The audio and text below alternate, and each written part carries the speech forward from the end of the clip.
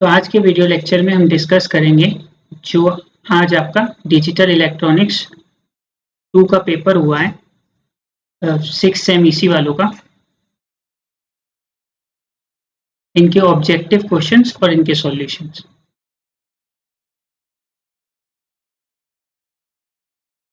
तो अब डिस्कस करना स्टार्ट करते हैं क्वेश्चंस को।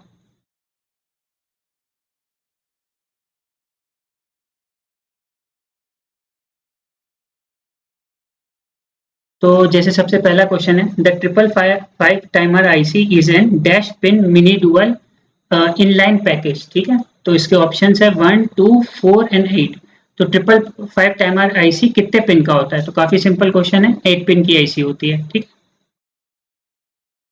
Question number 2, the multi vibrator circuit which possesses one stable state and one quasi stable state is called. तो ऐसा कौन सा मल्टी वाइब्रेटर सर्किट होता है जिसमें एक स्टेबल स्टेट और एक क्वासी स्टेबल, या आप ऐसे कर सकते हो जो टेम्पररी स्टेबल या अनस्टेबल स्टेट होती है उसको क्या कहते हैं? Astable, bistable, monostable या none of this.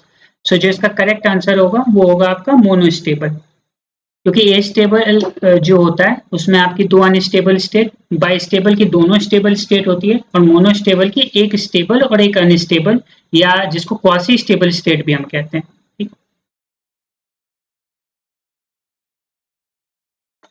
Question number 3, which of the following circuit is used for converting a sine wave into a square wave? A option is Schmidt trigger, option B monostable multivibrator, both A and B या D none of the above। तो कौन सा ऐसा circuit होता है जिससे हम sine wave को स्क्वायर वेव में कन्वर्ट करते हैं? तो इसका जो करेक्ट आंसर है वो होगा आपका ऑप्शन है श्मिट ट्रिगर से हम साइन वेव को स्क्वायर वेव में कन्वर्ट कर सकते हैं। क्वेश्चन नंबर 4, इंटीग्रेटर में क्या क्या होता है? तो इंटीग्रेटर में उसके कंपोजिशन पूछा है कि कौन कौन से एलिमेंट्स होते हैं। तो जैसे आपका ऑप्शन है resistor, option B op amp, option C capacitor या option D all of the above. तो इसका जो करेक्ट आंसर है ऑल ऑफ द अबव, क्योंकि इंटीग्रेटर अगर आप बनाओगे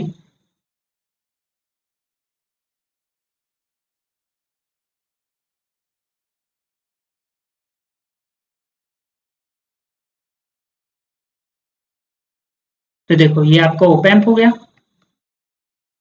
ये रेजिस्टर और ये कैपेसिटर। ठीक है, तो तीनों एलिमेंट हो गए, इसलिए all of the above.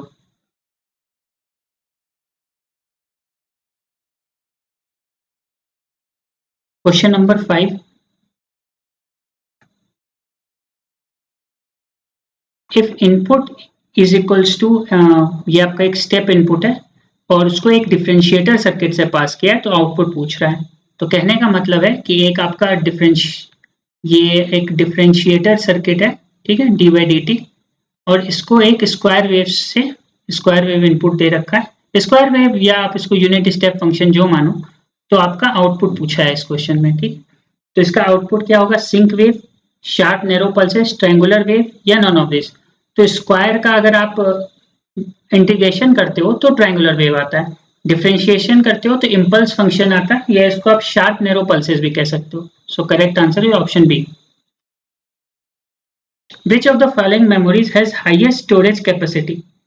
Magnetic disk, semiconductor memory, Faraday code या D none of the above। तो इसमें से हाईएस्ट स्टोरेज कैपेसिटी किसकी होती है? तो मैग्नेटिक डिस्क की होती है।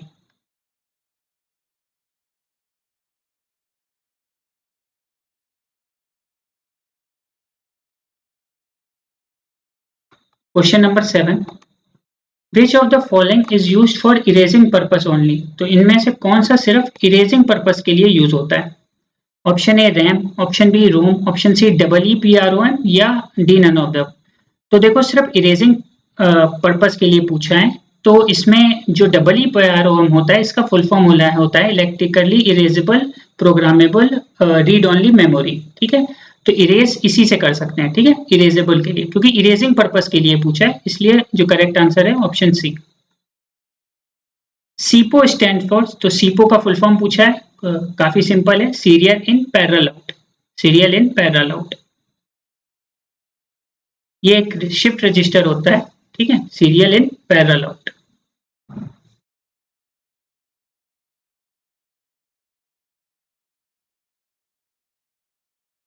विच of the following is not a sequential memory. तो ध्यान रखना इसमें पूछा है कौन सा एक सिक्वेंशियल मेमोरी नहीं है, नॉट, इस पर ज्यादा ध्यान रखना। Not a sequential memory, CCD, magnetic tape, RAM या D all of the above. So इसका जो करेक्ट आंसर होगा वो होगा आपका RAM. Which of the following is not a sequential memory? The correct answer is RAM. How many select lines would be required for an 8:1 multiplexer? तो पूछा है कि 8:1 मल्टीप्लेक्सर के लिए कितनी सेलेक्ट लाइन यूज होती हैं। तो देखो 8:1 मक्स है आपका, तो ऐसे लिखो 2 के पावर 3, इसको ऐसे लिख सकते हैं 2 के पावर 3:1। तो नंबर ऑफ सेलेक्ट लाइंस जो यूज होती है वो 3 होगी। तो correct answer is 3, option D. इसको मैं यहाँ लिख दे रहा हूँ, जैसे आपका 8:1 है, इसको आप ऐसे लिख सकते हो 2 के पावर 3:1। तो ये जो 3 हुआ आपकी नंबर ऑफ सेलेक्ट लाइंस होगी,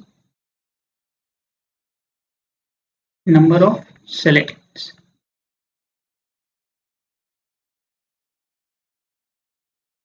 IC 74150 इज ए, तो IC 74150 के बारे में पूछा है, वो क्या होता है? जैसे ऑप्शन ए है a 16 to 1 line multiplexer, a 8 to 1 line multiplexer, a 2 to 4 line decoder या D none of the above. तो IC 74150 एक 16 to 1 लाइन मल्टीप्लेक्सर है। Data distributors are same as, तो डेटा डिस्ट्रीब्यूटर पूछा है किसको कहते हैं? डिकोडर, डी मल्टीप्लेक्सर, मल्टीप्लेक्सर या इनकोडर। तो आपका डेटा डिस्ट्रीब्यूटर्स किसको कहते हैं? डी मल्टीप्लेक्सर को कहते हैं। So correct answer is option B.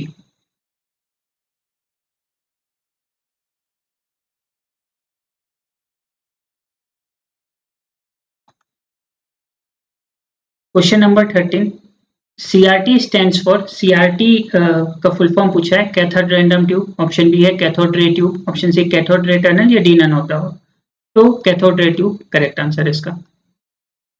Question number 14, parallel type is an example of D to A converter, A to D converter, both या नन ऑफ दिस। तो A to D कन्वर्टर होता है, ठीक है, parallel type A to D converter. Question number 15, binary number 10110 to the base 2 equals to, मतलब इसको basically आपका decimal में कन्वर्ट करना है। तो सिंपल देखो 10110, इसको आप लिखो 2 के पावर 0, इसको लिखो 2 के पावर 1, इसको लिखो 2 के पावर 2, 2 के पावर 3, 2 के पावर 4। मल्टीप्लाई करते चलो, 16 plus 0 plus 4 plus 2, 16 4 20 22। Correct answer is option D 22। Function of a weighted register is to convert. तो वेटेड रजिस्टर क्या होता है हमको पता है, डैक होता है। तो डैक क्या होता है? डिजिटल टू एनालॉग कन्वर्टर, ठीक है। तो ऑप्शन ए है analogue signal into digital signal, option B है digital signal into analogue signal. तो correct answer is option B, digital signal to analogue signal.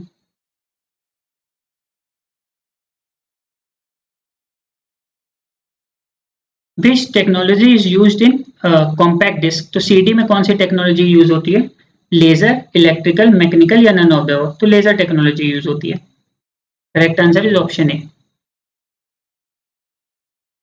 1 GB is equals to, तो 1 GB कितने MB का होता है? तो 1 GB आपका 1024 MB के बराबर होता है, ठीक है। Sir correct answer is option C. Question number 19, which of the following consumes less power. तो लेस पावर कौन कंज्यूम करता है?